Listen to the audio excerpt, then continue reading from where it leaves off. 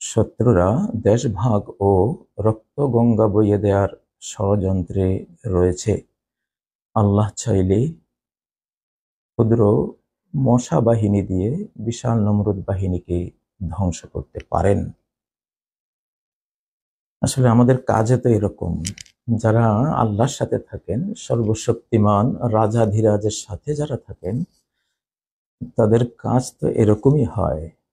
মশা দিয়ে নমরুদ দমন করা, বালি দিয়ে ট্যাঙ্ক ধ্বংস করে দেয়া, চার পোকা, ব্যাং, পঙ্গপাল দিয়ে ফেরাউন দমন করা, একটা লাঠি দিয়ে সাগরের বুকে বিশ্ব রোড তৈরি করে দেয়া, তিমির পেটে হারিয়ে গেলেও লা ইলাহা ইল্লা আনতা সুবহানাকা ইন্নী কুনতু মিনাজ জালিমিন বলে তিমির সহ সাগর পাড়ে চলে আসতে পারা, মুক্তি নেয়া, এগুলো মুমিনদের ইতিহাস। যেহেতু তারা শাহানশার বিশ্বাসী এবং তার অনুগত বান্দাবান্দি, তাদের শক্তিমত্তার কোনো শেষ নেই। আল্লাহ অসীম শক্তির মালিক, সেজন্য মুমিন কখন যে কি করবে এটা পৃথিবীর কেউ আইডিয়া করতে পারবে না। নজরুল যেমন বলেছেন, ওরে ও পাগলা ভোলা, দেরে তোর প্রলয় দোলা, কাঁধে নে দুন্দুবি ডাক, মার ওরে হায়দারি হাক, ডাক ওরে ডাক, মৃত্যুকে ডাক জীবন পানে। তো আসলে আমরা মৃত্যুকে জীবন পানে ডাকার মতো একটা জাতি তো, আলহামদুলিল্লাহ। প্রিয় বন্ধুরা, বাংলাদেশে এখন কি চলছে? আল্লাহ তাআলার পক্ষ থেকে আর মানুষের পক্ষ থেকে, আল্লাহর পক্ষ থেকে বৃষ্টি নেমেছে, পাহাড়ি ঢল নেমেছে, এগুলোতে মানুষের হাত নেই। কিন্তু আমাদের একটা বন্ধু আছে, আমরা যখন সাগরে পড়ে যাই তখন সে বন্ধু আমাদেরকে বাঁচাতে কোনো নৌকা, লঞ্চ, স্টিমার নিয়ে আসে না। আমাদেরকে আরো কিভাবে ডুবিয়ে দেয়া যাবে সেই প্রক্রিয়ায় তিনি সচেষ্ট হন। এমন বন্ধু, এমন নিকৃষ্ট বন্ধু পৃথিবীতে কারো না থাকুক, আল্লাহর কাছে দোয়া করি।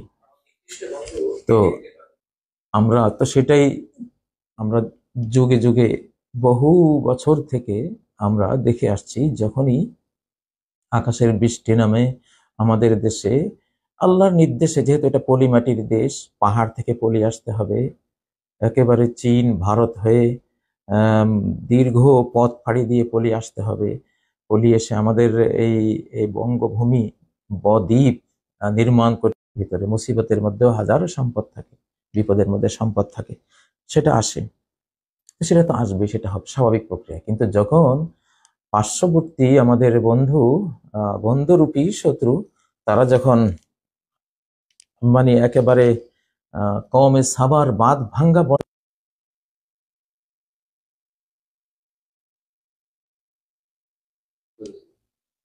যখন ওই পানি, আমাদের একটু সমস্যা হয়েছিল, সেজন্য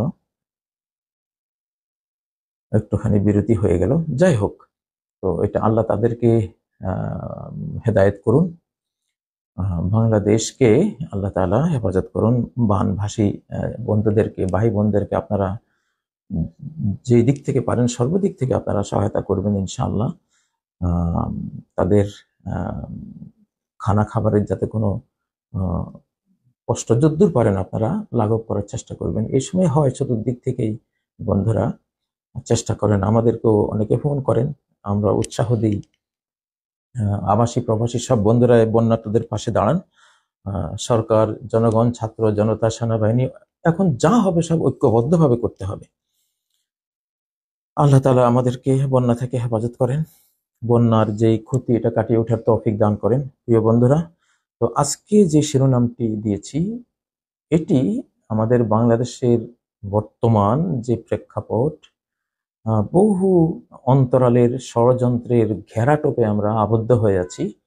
সেই জন্য এই সময় খণ্ডিত ছোট্ট দলীয় কোনো চিন্তায় দেশকে বাঁচাতে পারবে না। আমি যে শিরোনামটা দিয়েছি, ছাত্র জনতা সেনা ও সরকারের দুর্ভেদ্য ঐক্য, এটাই বাংলাদেশ রক্ষার একমাত্র উপায়। এটা ছাড়া বাংলাদেশ এই মুহূর্তে, এই ক্রিটিক্যাল মুহূর্তে সে নিজেকে আর রক্ষা করতে পারবে না, টুকরো টুকরো হয়ে যেতে পারে। অলরেডি আমাদের পার্শ্ববর্তী যে ভারত, তাদের মিডিয়ায় যে জঘন্য মিথ্যাচার, একটা যুদ্ধ অলরেডি, গাজওয়াতুল হিন্দ আল ফিক্রিয়া, ওরা ওরা চিন্তাগত যে ভারত যুদ্ধ, যেটা আসলে বাংলাদেশের বিরুদ্ধে সবচেয়ে বেশি আশ্রয় পড়বে, ওইটা অলরেডি তারা চিন্তাগত এই ময়দানে তারা শুরু করে দিয়েছে, প্রচন্ড রূপে হুমকিও দিচ্ছে বাংলাদেশে তারা আক্রমণ করবে, এমন হুমকি দামকি শুরু হয়েছে অলরেডি অন্তরালে। এই হুমকি দামকিগুলো আমরা সহজে নিচ্ছি না, কারণ হাদিসে যেহেতু আছে যে একটা যুদ্ধ এরকম আসবে। হ্যাঁ, হাদিসটি তো আমি আরো বলেছি আপনাদেরকে, এই হাদিসটি ইমাম নাসাই বর্ণনা করেছেন, 3175 নম্বর হাদিস, সহিহ আল জামের মধ্যে বর্ণিত হয়েছে 4102 নম্বর হাদিস, যে ইসাবাতান মিন উম্মতি আহরাজাহুমুল্লাহু মিনান নার, আমার উম্মতের দুই দল মানুষকে আল্লাহ জাহান্নাম থেকে সেভ করে নিজের কাস্টডিতে, নিজের হেফাজতে, রহমতের কোলে নিয়ে নিয়েছেন। এহরাজ মানে হেফাজতে নিয়ে নেয়া, কোনোখান থেকে নিয়ে যাওয়া, আল্লাহ নিয়ে নিয়েছেন। এরা জান্নাতি, এরা জাহান্নাম থেকে মুক্ত। কত বড় সৌভাগ্য! আমরা বাংলাদেশে যারা আছে, বিশাল সৌভাগ্য। 18 কোটি মানুষই এই সুযোগ নিতে পারেন। কি সুযোগটা? ওরা শত্রুতা করছে, আমি শত্রুতা করবো, ওরা এটাই বুঝে, কুকুর মুগুর ছাড়া কোনো ভাষা বোঝে না। তো আহরাজাহুম আল্লাহু মিনান নার ইসাবাতুন তাগজুল হিন্দ, একদল যারা হিন্দুস্তানের বিরুদ্ধে যুদ্ধ করবে, হিন্দুস্তান তাদের উপরে যুদ্ধ চাপিয়ে দেবে, নির্যাতন করবে। সেই 71-এর ওই যে রক্তগঙ্গা বইছিল, এটা তাদেরই পরিকল্পনায় হয়েছিল। 23শে মার্চের চিটাগাংয়ের বিহারি হত্যাকাণ্ড না হলে হয়তোবা 25শে মার্চের বাঙালি হত্যাকাণ্ড ঢাকায় হতো না। এগুলো ইতিহাস, এগুলি একটা করা হয়, এটার কারণে প্রচন্ড ঢেউ উঠে আরেকটা সংগঠিত হয়, এগুলো করা হয়েছে, আমরা জানি।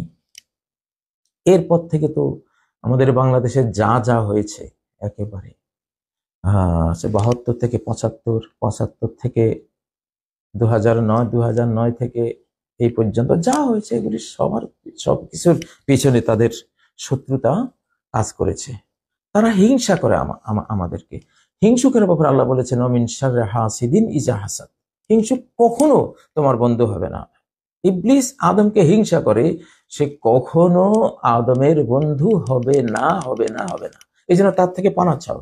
তুমি কোনো সমঝোতা করে বন্ধুত্বের হাত বাড়িয়ে দিয়ে তার বন্ধুত্ব পাওয়ার চেষ্টা করে কখনো সফল হবে না। কারণ তুমি ভালো থাকলে সে জ্বলে, তোমার উন্নতি হলে তার রাতের ঘুম হয় না, তোমার নিরাপত্তা সমৃদ্ধি আসলে সে জ্বলে পুড়ে ছাই ভস্ম হয়ে যায়। তাহলে তাকে তুমি কিভাবে তুমি সামলাবে? এই জন্য তাকে আল্লাহ সুপর্দ করো, আল্লাহ তুমি তার থেকে আমাকে বাঁচাও।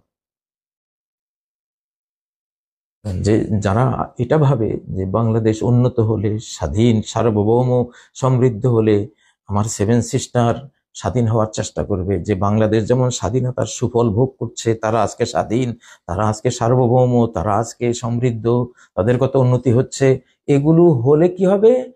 এর প্রভাবটা পড়ে যাবে আশপাশে, তখন তারাও স্বাধীন হতে চাইবে। অতএব এই বাংলাদেশকে দাসদাসী বানাও, একে অপদস্থ বানাও, একে ভিক্ষার ঝুলি হাতে নেয়ার মতো পজিশনে নিয়ে যাও, একে সবসময় মারামারি হানাহানি, একে খরায়ও মারো, বন্যায়ও মারো, একে যেমনে পারো ওকে দমাও, না হলে তোমার এই অঞ্চল টিকবে না। এই যাদের পররাষ্ট্র নীতি, আপনি কিভাবে তাদেরকে বন্ধু বানাবেন? কখনো বানাতে পারবেন না, কখনো না। হ্যাঁ, বানাতে পারবেন যদি বলেন আমি ওনার সাথে আমার সম্পর্ক স্বামী স্ত্রীর, আমি দাসী, উনি মনিব।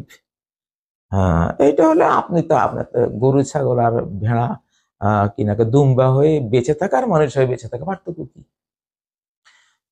তো আমরা তো আমাদের জাতীয় কবি বলো বীর বলো উন্নত মমশির, শির নেহারি আমারি নত শির, শিরোই শিখর হিমাদ্রির, আমরা তো সেই জাতি। ওয়ান্তুমুল আলাউনা ইন কুনতুম মুমিনিন, তোমরা সবার ঊর্ধ্বে যদি মুমিন হও। অতএব সামনে যেই আহ, অবস্থা আসতেছে। আজকে আপনাদেরকে আমি এই যে হাদিসটা বললাম যে সাহাবাতুন তাকজুল হিন্দ, যারা দেখেন অ্যান্টি ভারত, যেহেতু ভারত সবসময় আমাদেরকে নির্যাতন করে, উৎপীড়ন করে, আগ্রাসন চালায়, খুন করে, গুম করে, আমাদের অর্থনীতি ধ্বংস করে, ফারাক্কা, টিপাইমুখ বাঁধ, তিস্তামুখ ব্যারেজ, এই যে ব্যারেজগুলো, ব্যারেজের পর বড় আমাদের শত শত নদী মেরে একেবারে কি করে দিল, চটান করে দিল, মরু ধুধু মরুর মতো তৈরি করে ফেললো। আমাদের কি বন্ধু ওরা? ওরা কিভাবে ইলিশ চায়? পদ্মার বুকে যারা ফারাক্কা বসায়, সে ওই পদ্মার ইলিশ কিভাবে দাবি করতে পারে? লজ্জা লাগে না? আসলে শরমও তো নাই। তো যাই হোক, এগুলো আমাদের বুঝতে হবে। আল্লাহ কি বলছেন? ওয়াতিউল্লাহ ওয়া রাসূলহু ওয়া লা তানাযাউ ফাতাফশালু ওয়া তাযহাবা রিহুকুম ওয়াসবিরু ইন্নাল্লাহা মা'আস সাবিরিন। 46 নম্বর আয়াত সূরা আল আনফাল। আল্লাহর রাসূলের কথা শোনো, ঝগড়াঝাটি করো না, কোন্দল করো না, এক দল হয়ে যাও, এক জাতি হয়ে যাও।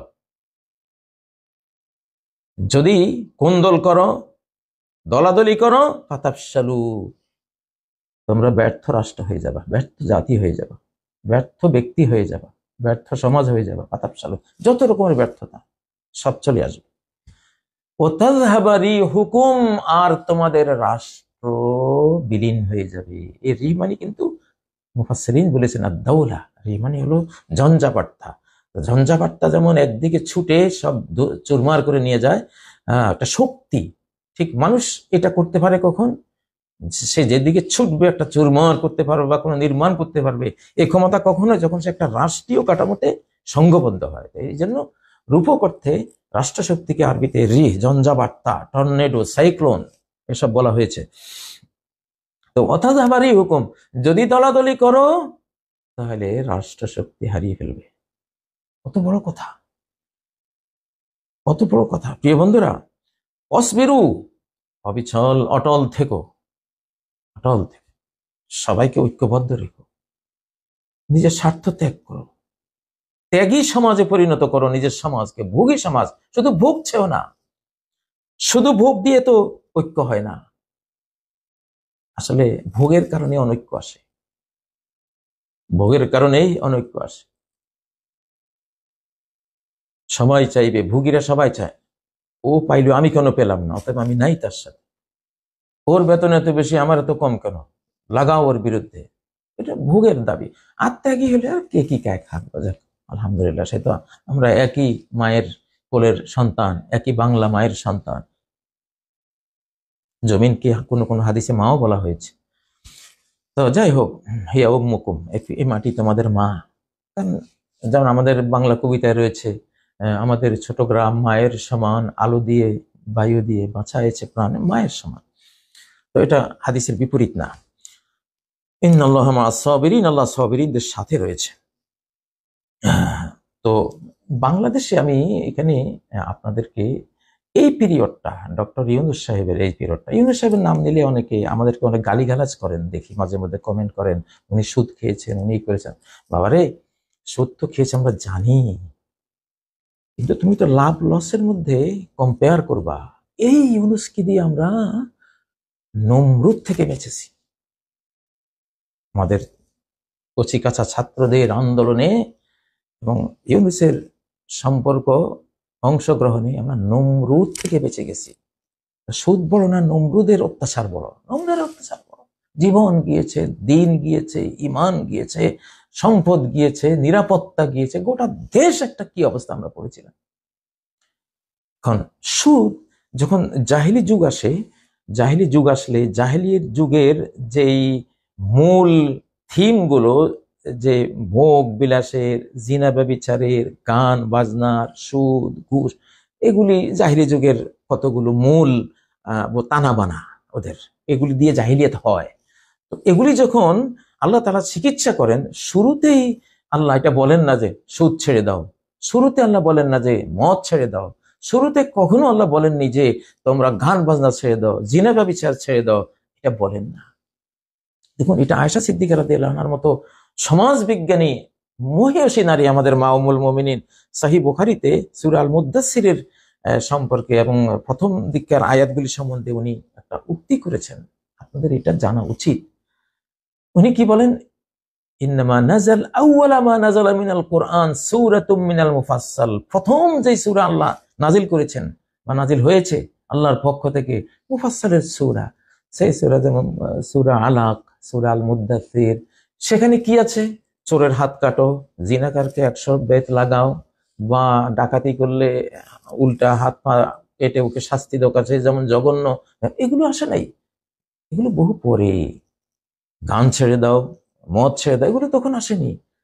তখন কি এসছে? ফিহা যিকরুল জান্নাতি ওয়ান নার, যে ফিউচার ভিশন, ভবিষ্যৎ দর্শনের থিওরি আসছে। তোমাদের এই জীবন শেষে এক অনন্ত জীবন রয়েছে, সেখানে জান্নাত রয়েছে, গাছগাছালি, পাক পাখালি, ঝর্ণা দ্বারা সোনা রূপার প্রাসাদ রয়েছে, সেখানে এই এই এই রয়েছে, ফিউচার ভিশন দিয়েছে জান্নাত। আর যদি তোমরা সেটা কবুল না করো তাহলে জাহান্নাম রয়েছে, এই আগুন, এই শাস্তি, হায় হায় কি অবস্থা। বাস এটুকু। আয়েশা কি বলেন? ওয়ালাউ নাযালা আউওয়ালা মা নাযাল লা তাশরাবুল খামার, প্রথমেই যদি আল্লাহ তাআলা মুহাম্মদ সাল্লাল্লাহু আলাইহি ওয়াসাল্লামের উপরে ওহী পাঠিয়ে দিতেন, এই আরব বিশ্ব, আমি নবী হয়ে আসছি, মদ ছেড়ে দাও, মদ খেতে পারবে না, তখন ফলাফলটা কি হতো? ইম্প্যাক্টটা কি পড়তো সমাজে? লাকালু লা নাদাউল খামরা আবাদান, কোশ্চেন করলো আমরা মদ ছাড়বো না, তোমার কথা মদ ছাড়বো? মদে ওরা আপাদমস্তক ডুবে আছে। এটা থেকে এখন বললে, পেটে লাথি মারলে তো শুরুতেই ওই ব্যক্তি থেকে ওরা বলবো তো তোমার এই আদর্শের দরকারই নেই, আমাদের ছুটে যাবে। এই জন্য মদের উপরে হাত দেননি। মদের উপরে হাত দিয়েছেন 13 আর 5 কত? 13 5 কত? 8, 18 বছর। নবীজির নবী হওয়ার 18 বছরের মাথায় মদ 4 স্টেপে হারাম করেছে। প্রথমেই যদি বলা হতো এই জিনা ব্যভিচার করো না, তারা বলতো লা নাদাউ জিনা আবাদা, না জিনা ব্যভিচার আমরা ছাড়বো না, খাওয়া দাওয়া ফুর্তি করো, দুনিয়াটা মস্ত বড়, এরকম একটা কথা বলতো। কিন্তু আল্লাহ তাআলা কোরআনের, আপনি দেখবেন 30তম যে পারাটা, আমাদের বাংলাদেশ সংবিধানে কোরআন আসবে ইনশাআল্লাহ, তোমরা প্রথমে 30তম পারাটা নিয়ে আসো, মনোথিজম, এখানে কোনো জুডিশিয়াল কোনো বিচার আচার নাই, অন্তর্জগৎ তৈরি করেছে, জান্নাত, জাহান্নাম, আখিরাত, ভালো মানুষ হওয়া, মানে আল্লাহর সাথে সম্পর্ক, কি সুন্দর সুন্দর। আমাদের প্রথম আমরা এটা দিয়ে শুরু করতে পারি। 23 বছরে তো কোরআন এসছে, আমরা দরকার হতে আমাদের লাগুক, সময় লাগুক, সমস্যা তো নেই, ধীরে ধীরে আসতে হবে। তা এখন যদি শুরুতেই বলি যে ইউনূস সাহেব উনি সুদ খেয়েছেন, আপনি বাদ, আপনি পাইবেনটা কারে? সুদ কবে হারাম হয়েছে আপনাকে তো সেই ইতিহাসটা জানতে হবে। কবে? দেখুন, গান বাজনা, হিজাব, গান বাজনা সহ জিনা ব্যভিচার হারাম হয়েছে 5ম হিজরিতে গিয়া, প্রায় 5ম হিজরি, মানে 18 বছরের মাথায়। মদও ওর কাছাকাছি টাইমে। সুদ হারাম হয়েছে কখন? নবী সাল্লাল্লাহু আলাইহি ওয়াসাল্লামের মৃত্যুর বছরে, 23তম বছরে, একেবারে শেষ। সুদ সুদ নিষেধ করা মানে কি? এটা একটা অর্থনৈতিক প্রক্রিয়া। সারা বাংলাদেশে 90% ব্যাংক হলো সুদের, সুদে গোটা জাতি ডুবে আছে ব্রিটিশ আমল থেকে। ইউনূস সাহেব তো সেই স্রোতধারায় ভেসে যাওয়া একজন মানুষ। আমরা এখন ওনাকে পরামর্শ দেব, আপনি উইদাউট ইন্টারেস্ট, উইদাউট বেনিফিট আপনি গ্রামীণ ব্যাংক চালান, মানুষকে ঋণ দেন, ঋণ আপনি তুলে নেন, কোনো প্রফিট নেবেন না, ইনশাল্লাহ তিনি মানবেন সেটা, কারণ তিনি এখন রাষ্ট্রপতি। আমরা তাকে আমরা সেই মোটিভেশন আমরা করবো ইনশাল্লাহ কোরআন সুন্নাহ দিয়ে। তিনি কি বুঝেন না তিনি নোবেল বিজয়ী একজন মানুষ? আপনারা দেখবেন যে এই ইউনূসকে দিয়ে একটা নমরুদ থেকে বেঁচেছি। কতকাল সারার মতো বুকটা, যে প্রধানমন্ত্রী, মূল ব্যক্তি রাষ্ট্রের হইতে হবে একজন পুরুষ, পুরুষ পুরুষ পাচ্ছিলাম না, শুধু মহিলারা আসছে, ঠিক আছে ভালো, মহিলা মহিলা আরব বিশ্বে আমাদেরকে সবাই লজ্জা দেয়। কি তোমরা কি বাংলাদেশে কোনো পুরুষ নাই? হাসিনা খালেদা, হাসিনা খালেদা, ওরা দুইজনে। কত বড় হৃদয়টা, আল্লাহর কাছে দোয়া করে, যাক একটা পুরুষ পাইলাম। হ্যাঁ, দেখুন, নারীরা, পুরুষ হলো উপার্জন চরিত্রের, নারী পুরুষ দুইটাই সমান। আল্লাহ তাআলা এক একজনকে এক এক সাইডে মর্যাদা দিয়েছেন, আমরা কাউকে, কিন্তু দায়িত্বের শ্রেণী বিভাগ আছে। একটা ষাঁড় গরু, একটা বিশাল মহিষ যদি এনে আপনি কয়েকজন মহিলাকে বলেন এটা জবাই করেন, জবাই করতে পারবে কিনা আমি জানি না, কিন্তু কয়েকজনকে হাসপাতালে ভর্তি হবার মধ্যে কোনো সন্দেহ নেই। এই জন্য কেউ মহিলা দিয়া মহিষ জবাই করায় না, কেউ মহিলা দিয়া এগুলি এগুলি করতে যায় না। দায়িত্ব ভাগ আছে। পুরুষ হলে উপার্জন চরিতে, সে আর্ন করে, সবসময় অর্জন করতে চায়, রাজ্য জয় করবে, রাজ্য দখল করবে, নিজেকে সেফ রাখবে। আর নারী হলো বিসর্জন চরিত্রের অনেকটা। কোরআনে একজন নারী রাষ্ট্রপতির কথাই আসছে, বিলকিস রানী। উনি সুলাইমানের সামনে পড়ে নিজেকেও বিসর্জন দিয়েছেন, নিজের দেশটাও বিসর্জন দিয়েছেন। আমাদের নারী কি করলো? স্বামী স্ত্রী হইয়া নিজেকেও বিসর্জন দিয়েছেন, নিজের দেশটাও তো দিয়েছেন। ভাগ্য ভালো যে আমাদের তরুণরা উদ্ধার করেছে, আমরা তো পারিনি। তো বহুদিন থেকে এটা আগ্রহ ছিল একজন পুরুষ রাষ্ট্রনায়ক আসুক, বিশেষ করে নিরাপত্তার সময়ে। নিরাপত্তা সংকটকালে পুরুষরা সামলাতে পারবে না, অসম্ভব কথা। গ্রামীণ জীবনে যখন আমরা ভাই বোন কোথাও যাচ্ছি, সামনে একটা মারামারি লাগছে, তখন ভাই বলে কি, ভাই বোন তুই একটু এই বাড়িতে ঢুক, আমি দেখে আসি কি হচ্ছে। হ্যাঁ, এটা পুরুষের কাজ। যাই হোক প্রিয় বন্ধুরা, তো ইউনুসকে দিয়ে গোটা বিশ্ব, এমনি আমরা বাংলাদেশিরা এখন কি হয়ে গেছি, আমরা জঙ্গি হয়ে গেছি, সন্ত্রাসী হয়ে গেছি। আমাদের যুবকরা তারা স্বৈরাচারের বিরুদ্ধে যুদ্ধ করলো, তাদেরকে এসব টাইটেল দেওয়া শুরু করেছে। এরা, এই লোকেরা যদি দেখতো যে একজন হুজুর, ইউনুস সাহেবের জায়গায় একজন হুজুর দাড়ি টাড়িওয়ালা আইছে, তাহলে এই যে দেখো আমরা যা বলছি, এই যে দেখো। কিন্তু ইউনুস সাহেব এমন একটা ব্যক্তি, ওনাকে জঙ্গি বললে পৃথিবীর কেউ বিশ্বাস করতে না, তারে জুতা ফেটা করবে। শান্তিতে নোবেল বিজয়ী আল্লাহর, শোনেন, কুলিল্লাহুম্মা মালিকাল মুলক, সাম্রাজ্যের মালিক আল্লাহ। ইউতি মুলকাহু মাইয়াশা, তিনি যাকে চান তার রাজ্য দেন। এটা তিনি জানেন কাকে দিলে আমার এই সাম্রাজ্য টিকবে। তিনি চয়েস করেছেন, তিনি দিয়েছেন ওরে। আপনি কেন এটাকে নিয়ে আমাদেরকে ক্রিটিসাইজ করেন, ট্রল করেন, আমাদেরকে বলেন যে কত টাকা কিছু। আমি বাংলাদেশে একটা চৌকিদারের পোস্ট তো নেই কখনো, নেবও না।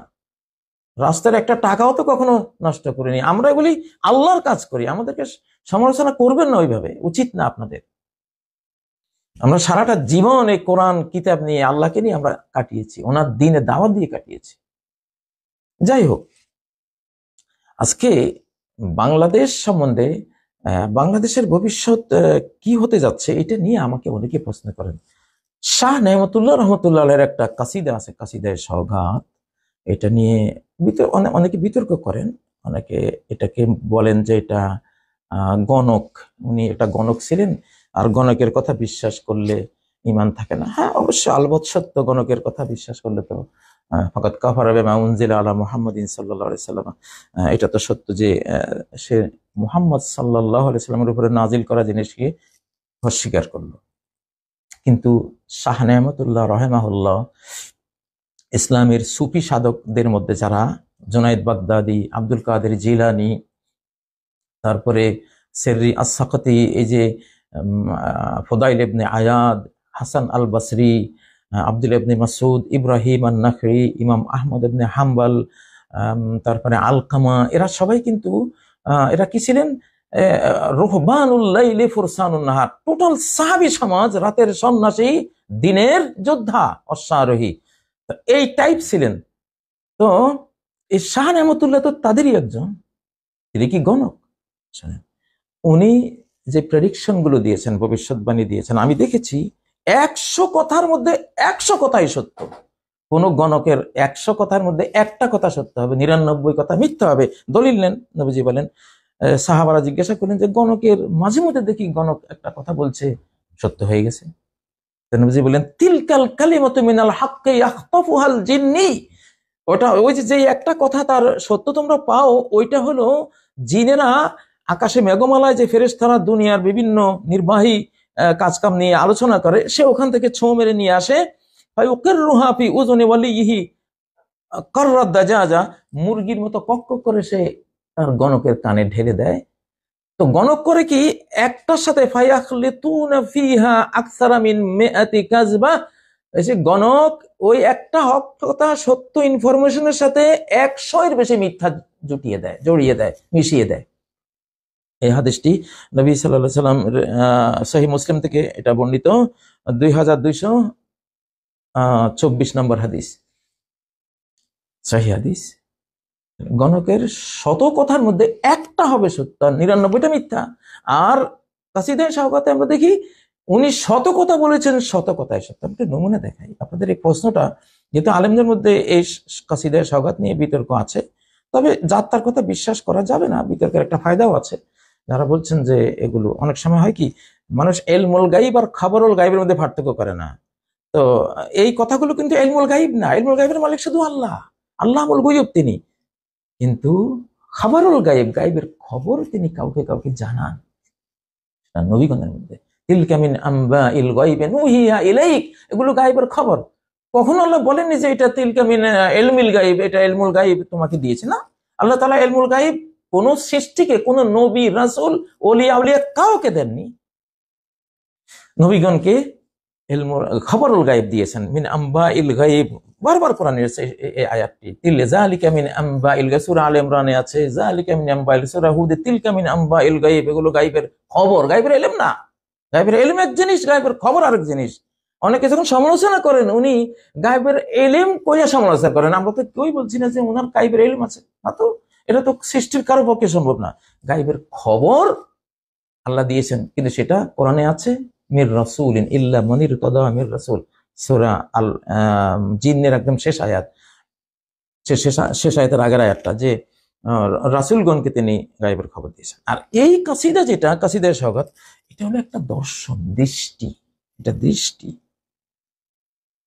দৃষ্টি জটিল বিষয়, এটা সবাই বুঝবে না যারা এই ময়দানের অশ্বারোহী না। এই যে হার্ট, হৃদয়, হৃদয়ের একটা ব্রেইন আছে, ফুয়াদ বলে, ফুয়াদ, মাথার ব্রেইন আছে। আমরা কিন্তু চোখ দিয়ে দেখি না, চোখ দিয়ে দেখি না, দেখি ব্রেন দিয়ে। চোখ নেগেটিভ তুলে, কোনো বস্তু নেগেটিভ তুলে ব্রেইনকে দেয়, ব্রেইন পজিটিভ করে ওটাকে দেখে। হ্যাঁ, চোখের দেখাটা কিন্তু ব্রেইনের কাজ, চোখের কাজ না। চোখ তো একটা ক্যামেরা, অন্তরালে দেখে কে? ব্রেইনে। ব্রেইনে কি দেখে? বাহ্যিক বস্তু, ফিজিক্যাল বস্তুগুলো দেখে, ম্যাটেরিয়াল বস্তু, এই জিনিসগুলো দেখে। আর এইখানে আরেকটা ব্রেইন আছে যাকে বলা হয় ফুয়াদ। মা কাযাবাল ফুয়াদু মা রাআ, নবীজির মেরাজ সংক্রান্ত সূরা নাজমে আল্লাহ বলছেন, মা কাযাবাল ফুয়াদু মা রাআ। ফুয়াদ কলব না, এটা হলো কলব, ওটাকে বলে, ওটা হলো দিলটা, হার্ট। কিন্তু হার্টের উপরে একটা ব্রেইন আছে, পর্দা। এটা এখন আবিষ্কার হয়েছে, বিজ্ঞানীরা আবিষ্কার করেছেন। ওরা বলছেন 40,000 সেল আছে, কোষ। এখানে ব্রেইনেরটাতে আছে 2300 কোটি, আর এখানে আছে 40,000। এর 40,000 কোষের এক একটা কোষ ব্রেইনের 5,000 কোষের সমান, এক একটা কোষ এত পাওয়ারফুল। তো এর ব্যাপারে আল্লাহ বলছেন কি, মা কাযাবাল ফুআদু মা রাআ। এই ফুয়াদ, অন্তর্নয়ন, অন্তরের যে ব্রেইন, দিমাগ, এই ফুয়াদ, সে যা দেখেছে মিথ্যা দেখেনি, দেখেছে সত্য, দেখেছে। দেখা, এটা দিয়ে দেখা যায়। শাহ রহমাতুল্লাহ উনি বলেছেন, আমি দেখছি, মি বি নাম ফার্সিতে, আমি দেখছি। ওটা দেখা, এটা একটা ভিন্ন জগৎ। আমি কিছু মানুষ চিনি যারা এরকম দেখে, বাস্তব। হৃদয় একটা চক্ষু, এটা দিয়ে আল্লাহ তাআলা, আল্লাহ দেখান, অতীত দেখাতে পারেন, বর্তমান দেখাতে পারেন, ভবিষ্যতে দেখান। নবীজি বলছেন যে কান্নি আলাল হাউদ, আলা হাউদি আল আন, আমি যেন এখন আমার হাউজে কাউসারের উপরে বসা, আমি যেন দেখতে পাচ্ছি, হ্যাঁ, আমার হাউজে কাউসার। সহিহ বুখারী করেন হাউজে কাউসার অধ্যায়ে, তো তিনি দেখতে পাচ্ছেন। তার সাহাবীরা, সহিহ বুখারীতে হযরত হানজালা, আবু বকরের ঘটনা বর্ণনা আছে। হানজালা বলেন, ইয়া রাসূলুল্লাহ, ইন্না ইযা জালাসনা ইনদাক ফাতুযাক্কিরুনা বিন-নারি ওয়াল জান্নাহ, আমরা যখন আপনার কাছে বসি আপনি জান্নাত জাহান্নামের ওয়াজ করেন। কান্না রাইয়াল আইন, আমরা যেন আপনি যখন বলছেন তখন জান্নাতটা দেখে ফেলছি, দুনিয়াতে বসে যেন দেখে ফেলছি। যাদের হৃদয় আবরণ, পাপের আবরণ থেকে একেবারে স্বচ্ছ হয়ে যায়, আয়না গ্লাসের উপরে যখন কোনো কি পড়ে না, পানি নেই, কোনো দাগ নেই, পরিষ্কার, তখন সূর্যের প্রতিবিম্ব পড়ে। এটি আছে কোথায়? এটা এটা সূরা কফের 22 নম্বর আয়াত, যে মৃত্যুর সময় মানুষের সব পর্দা খুলে যায়। লাকাদ কুনতা ফি গাফলাতিন মিন হাযা, তুমি গাফলতের পর্দার অন্তরালে ছিলা। ফাকাশাফনা আনকা গিতাক, সেই পর্দা আমি খুলে দিয়েছি। ফাবাসারুকাল ইয়াওমা হাদিদ, তোমার তোমার চক্ষু আজকে হাদিদ, হাদিদুন নাজার, হাদিদ মানে লোহা না, এখানে মানে তীক্ষ্ণ দৃষ্টি সম্পন্ন। তোমার অন্তরের এই অন্তর্নয়ন, তোমার এই চর্মনয়ন, দুইটাই এখন তীক্ষ্ণ দৃষ্টি সম্পন্ন হয়েছে। সব দেখতে পাচ্ছ, ফেরেশতা দেখতে পাচ্ছ, আযাবের ফেরেশতা, রহমতের ফেরেশতা, কি হবে সামনে, সব সব অলরেডি খুলে গেছে। যারা এই অন্তর সম্বন্ধে জানে না, তারাই বলে যে উনি গণক। কোন গণকের তো 99টা মিথ্যা হবে, একটা সত্য হবে। আপনি দেখুন, এই কথাটা এই জন্য বলছি, অনেকে বিতর্ক করছে না, আমাকেও প্রশ্ন করে, কিন্তু আমি তো জানি ওনার এই দৃষ্টিগুলি, ওনার এই দর্শনগুলি সত্য। আল্লাহ আমাকে সেই জ্ঞান দিয়েছেন, আমি সেই ময়দানে চলেছি, দেখেছি, বুঝেছি। আমি আমার বংশধারা এই জ্ঞানটা আছে, এবং আমার আশপাশে কিছু লোক আছে, আমি দেখি, তারা দেখে।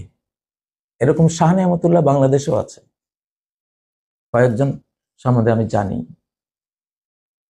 তো দেখুন, উনি উনি যে এই কবিতাগুলো বলেছেন, সেই কবিতাগুলোর মধ্যে এগুলি এগুলি এগুলি আপনি মনে করবেন এটা দৃষ্টি। আর আরো একটু বলি, না হলে এগুলি নিয়ে বিতর্ক যাবে না।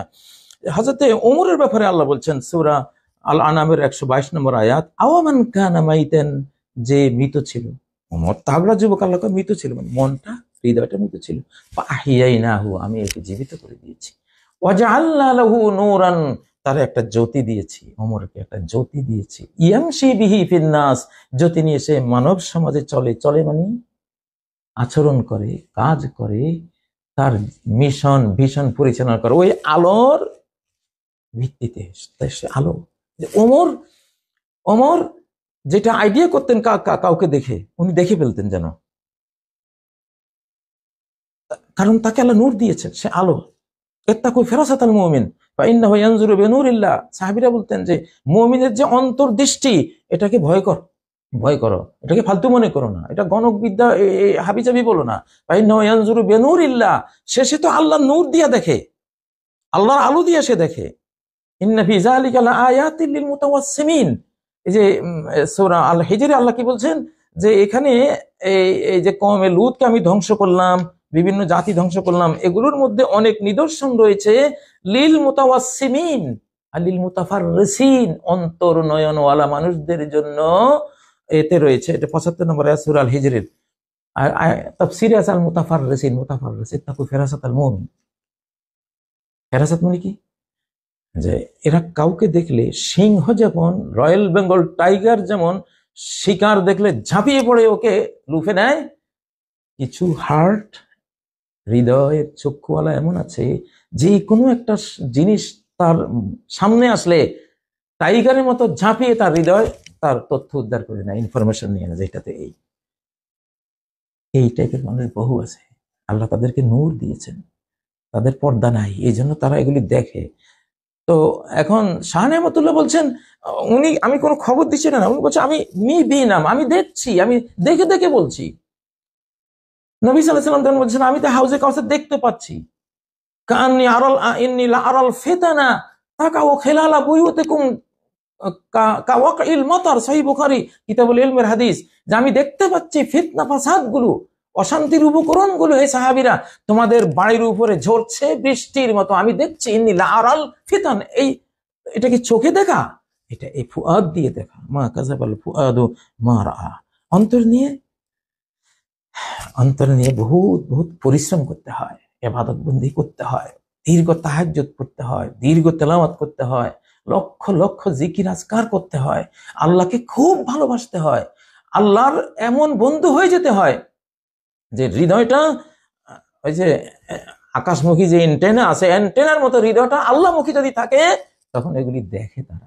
শাহ নেয়ামতুল্লাহ দেখুন সে কি বলছে, আমি আপনাদেরকে কয়েকটা কথা তার এখান থেকে দেই। যে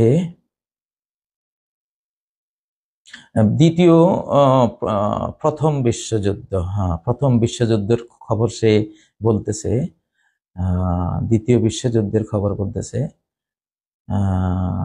দেখুন,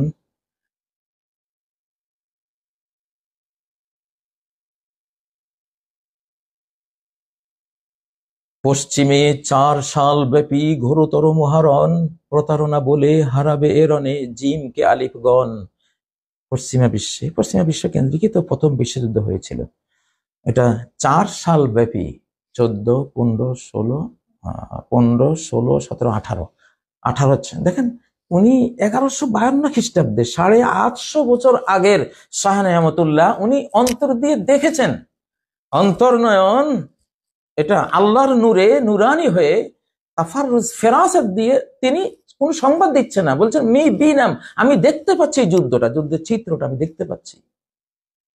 তো সেখানে কি হলো, 4 বছর ব্যাপী যুদ্ধ হলো, ঠিক 4 বছরে হয়েছে। এবং প্রতারণা বলে হারাবে এর অনে জিমকে আলিফগণ। জিম মানে জার্মানি, জাপান, আলিফগণ মানে আমেরিকা, ইংল্যান্ড, ইটালিও আছে মনে হয় এর মধ্যে।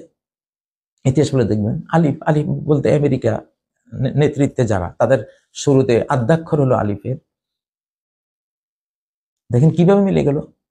আচ্ছা, 10 নম্বরে কি বলছে, এ সমর হবে বহু দেশ জুড়ে অতীব ভয়ঙ্কর, নিহত হইবে এতে 1,30,00,000 নারী নর। বহু দেশ মিলে যুদ্ধটা করবে তিনি দেখেছেন, তার হৃদয় নয়ন দিয়ে দেখেছেন। টাইম ট্রাভেলিং এর মতো যেন সামনে চলে গেছেন। এগুলি কুল্লুন ফি কিতাবি মুবিন, বিশ্বে কি হবে, কখন যুদ্ধ হবে, কখন কিয়ামত হবে, সিঙ্গার বুৎকার সব তো লৌহে মাহফুজের লেখা তো আছে। ওটা তো ইলেকট্রনিক লৌহের মতোই মনে হচ্ছে, আল্লাহু আলাম। তো সেখানে তো আছেই। নবী তো বলেছেন যে লাউকানাল ইলমু বিসুরাইয়া লাতানাওয়ালাহু রিজালুন মিন আহলি ফারিস। সালমানে ফার্সির কথা বলছিলেন যে সালমানে ফার্সির বংশের কিছু লোক এতটা তারা যোগ্য হবে, অন্তর্ভেদী হবে যে যদি সপ্তর্ষি মণ্ডলে আকাশেও কোনো জ্ঞান বিজ্ঞান থাকে, তথ্য থাকে, এর বংশের লোকেরা ওখান থেকে নিয়ে আসবে। এই জগৎ অস্বীকার করা যাবে না। তাহলে গণক বলার কোনো সুযোগই নেই। গণের কথা তো হাদিসে বললাম, 99টা মিথ্যা বলে, আর ইনি 100টাই সত্য বলেছেন। নিহত হইবে এতে 1,30,00,000, ব্রিটিশদের পরিসংখ্যানে আছে 1,31,00,000 মরেছে। তো আরবি হিসাবে নিয়ম আছে, আরবি ফার্সিতে তারা রাউন্ড ফিগার বলে, খুচরাটা বলে না। 1,30,00,000 বলেছেন। ব্রিটিশ যে আছে হিসাব নিকাশ তারা করেছিল, 1,31,00,000 বলেছে ওরা। সত্য? আচ্ছা, এখানে অনেক কথা আছে সত্য, এগুলি আপনার কাসিদায়ে সওগাত খুললে, ইসলামিক ফাউন্ডেশন কাসিদায়ে সওগাতের অনুবাদ করেছে, কাসিদায়ে সওগাত নামে ইসলামিক ফাউন্ডেশন অনুবাদটা আছে, মদিনা পাবলিকেশনসও আছে। বাংলাদেশের জন্য খুব জরুরি এটা। এখন আপনারা দেখবেন, এটা আবু হুরায়রার গোপন জ্ঞানের আধ্যাত্মিক ভাষণ, আলতু ফালতু কথা না। আর এগুলি কোনো গাইবের সাথে কোনো সম্পর্ক না, এগুলো দেখা জিনিস। আপনার কাছে যেটা গাইব লাগে, ওনার কাছে সেটা শাহাদা, ওনার কাছে সেটা বাস্তব, ওটা গাইব না।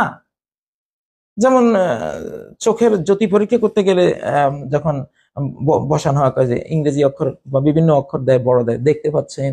হ্যাঁ পাচ্ছি। ছোট্ট করে না, দেখি না। অথচ একজনের চোখ ভালো, সে কিন্তু দেখতেছে, যার চোখের জ্যোতি কম সে কয় না আমি তো এখন দেখিনি। তা আপনি দেখবেন কোথেকে? আপনার তো চোখের অবস্থা ওই 80 বছরের বুড়োর মতো, আপনার হৃদয়ের চোখটা ওই রকম, আপনি তো দেখবেন না। আরেকজনের দেখা অস্বীকার করবেন কেন? এগুলি দেখা, এগুলির সাথে গায়েবের সম্পর্ক না। এক শ্রেণীর হৃদয় এমন আছে, আলাইনা নেতানামান অল কলবি ইয়াকজান, দুই চক্ষু যখন ঘুমায় হৃদয় তখন জাগ্রত, সে দেখে। আমার চোখের দেখা এরকম লোক আছে, বাংলাদেশে আছে কত এরকম। আমি তাদের সাথে চলেছি, এখনো চলি, তাদের সাথে আমার সম্পর্ক আছে। এরকম কয়েকজন লোক আমি চিনি, নারী, পুরুষ, বৃদ্ধ, এরকম। তো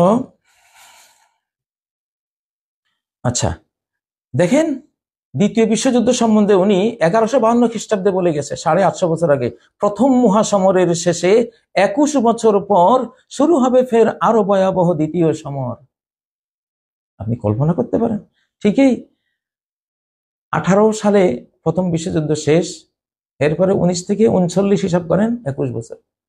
21 বছর পরে দ্বিতীয় বিশ্বযুদ্ধ সেখানে শুরু হয়েছে। অনেক কথা এখানে উনি বলেছেন। সেখানে দেখেন 16 নম্বর ছন্দে কি বলছেন, বিজ্ঞানীগণে লড়াইকালে অতিশয় আধুনিক করিবে তৈয়ার অতি ভয়াবহ হাতিয়ার আণবিক।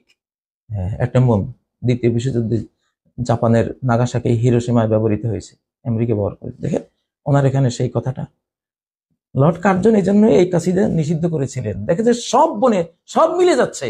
এটা এটা সাধারণ এই হৃদয় বিষয়ে এলমুল কলুব, কলুবের জ্ঞান যার নাই, এলমুল আফইদা ফুআদ সম্বন্ধে যার জ্ঞান সেটা বলবে যে এটা তো গণক। কিসের গণক নিয়ে? তুমি মূর্খ, তুমি এই বিষয়ে জানো না, চুপ থাকো, কথা বলো না এই বিষয়ে। এটা অন্য জগৎ, এটা পৌরাণিক জ্ঞানেরই একটা জগৎ। নবী রাসূলগণের রেখে যাওয়া এলমের ওয়ারিস আছে, তারা এগুলি দেখে সচক্ষে। দেখেন সব কথা এখানে আপনারা পড়বেন, আপনারা পড়লে তখন দেখবেন কিভাবে মিলে যাচ্ছে। জগৎ জুড়িয়া 6 সাল ব্যাপী এই রণে ভয়াবহ হালাক হইবে অগণিত লোক ধন সম্পদ সহ। 6 সাল ব্যাপী, 6 সালে হয়েছে, 39 থেকে 45, কত বছর? 6 বছর। এবার আসেন, আমি অনেক কথা এখানে আছে, এবার বাংলাদেশ সম্বন্ধে কি আছে আপনি দেখেন। হ্যাঁ, এখানে একটা কথা না বললে নয়, এটা 30 নম্বর প্যারায় আছে। নগ্নতা আর অশ্লীলতায় ভরে যাবে সব গেহ, নারীরা উপরে সেজে রবে সতী, ভেতরে বেচিবে দেহ। দেখেন, মিলে দেখেন আপনার সমাজের সাথে এগুলি। হাদিদ, অন্তর দৃষ্টি দিয়ে দেখা। আল্লাহ দেখিয়েছেন। ওমর জামান বলছেন, ইয়া সারিয়াতাল জাবাল, আমার সেনাপতি পাহাড়ের দিকে তাকা। 1000 কিলোমিটার দূর থেকে সেনাপতি কি কমান্ড করতেছেন, সেনাপতি সেটা শুনতে পাচ্ছেন এবং তিনি ফিরে গেছেন সেভাবে, এবং তিনি বিজয়ী হয়েছেন। এগুলি দেখা, এগুলি গায়েবের সাথে সম্পর্ক না। এই হৃদয়টা স্যাটেলাইটের চেয়েও বড় শক্তিশালী। সিরাজ মুনিরা, সূর্যের চেয়েও জ্যোতির্ময়। যদি আপনি এটাকে স্বচ্ছ রাখতে পারেন, ফালাম্মা জাগু আযাগাল্লাহু কুলুবাহুম, আপনি তো আল্লাহ থেকে সরে গেছেন, আপনি তো আছেন দুনিয়া লইয়া, দুনিয়ার খড়কুটা বাহ্যিক। আপনি জ্ঞান মনে করেছেন কতগুলো শব্দকে, বর্ণনাকে। না, জ্ঞান হলো জ্যোতির নাম, আল ইলমু নূর। সেই নূরটা যার হৃদয়ে আসে, দীর্ঘ সাধনা শেষে, দীর্ঘ ইবাদত শেষে, দীর্ঘ তেলাওয়াত জিকির শেষে, আল্লাহর সাথে দীর্ঘ সম্পর্ক শেষে এই জ্ঞানটা, এই নূরটা আসে, তখন এগুলি হয়। ইউনিভার্সিটিতে বসে এগুলি হয় না। আচ্ছা, এবার দেখেন বাংলাদেশ নিয়ে উনি কি বলছেন।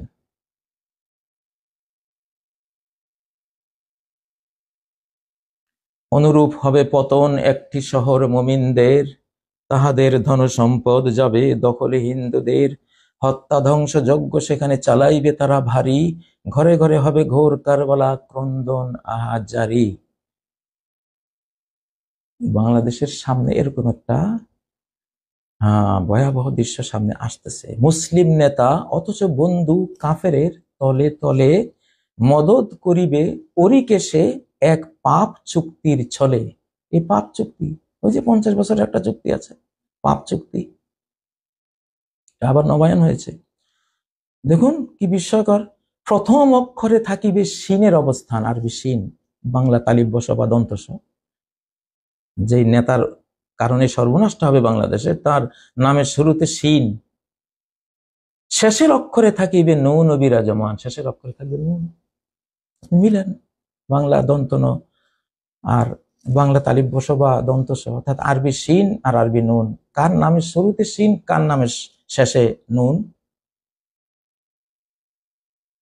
ঘটিবে তখন এসব ঘটনা মাঝখানে দুই ঈদের, ধিক্কার দিবে বিশ্বের লোক জালিম হিন্দুদের। বন্ধু সেজে এই সর্বনাশগুলি তারা করবে।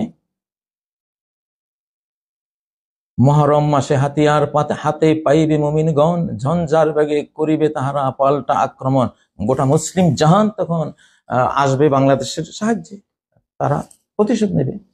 শেষ কথা আর আমার এখানে বলার দরকার নেই, আপনারা পড়ে নেবেন। প্রতিশোধ নেবে এবং আক্রমণকারীদের সবকিছু তারা দখল করে নেবে, আসবে সামনে। দুঃখের কিছু নেই।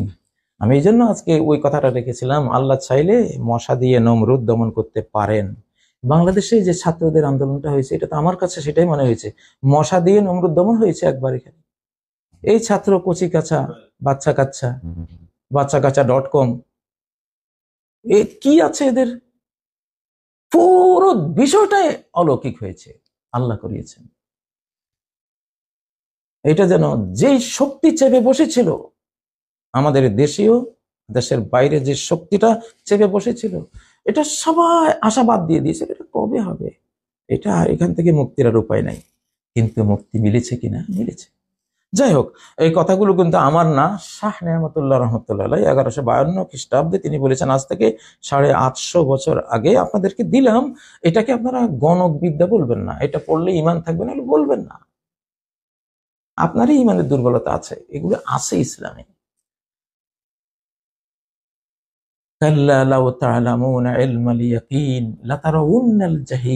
তুমি যদি ইলমুল ইয়াকিন, সন্দেহ মুক্ত জ্ঞানের অধিকারী হতে, সেই জ্যোতি যদি তোমার হৃদয়ে থাকতো, এই লাতারাউন্নাল জাহিম, রানিং এক্ষুনি তুমি, এটা মোদারের সিগা, হাল বর্তমানের শব্দ, এটা বর্তমানেই তুমি জাহিম জাহান্নাম দেখতে পেতে। অনেক সাহাবীরা বলতেন, হযরত আলী থেকে এমন উক্তি আছে যে জান্নাত, আখিরাতে জান্নাতে গেলে নতুন কিছুই আমার দেখা হবে না, আমি সব দেখে ফেলছি। সাহাবীদের উক্তিটা শুনালাম হযরত হানজালার, কান্না রায়াল আইন, জান্নাত জাহান্নাম তো দেখতে দেখতে পাচ্ছি যেন সচক। হযরত আনাস বলেন, লাম্মা কাদিমা রাসূলুল্লাহ সাল্লাল্লাহু আলাইহি ওয়াসাল্লাম আল মদিনা, রাসূলুল্লাহ সাল্লাল্লাহু আলাইহি ওয়াসাল্লাম যখন মদিনায় আসলো, আদা মিনহা কুল্লু শাই, মদিনার সব কিছু যেন আলো ঝলমলিয়ে উঠলো। কোন সে আলো? নবীজি আসলেন। এটা কি বাহ্যিক আলো? না, অন্তর্জগতের আলো। হৃদয়ে এমন জ্যোতির্ময়তা ছেয়ে গেছে যে মানে এমন শান্তি, এমন ইয়াকিন, এমন বিশ্বাস, এমন মানবতা, এমন রহমত বরকত এসে গেছে যে সবকিছু আলোকিত। এটা তিরমিজির হাদিস, গ্রহণযোগ্য একটি হাদিস।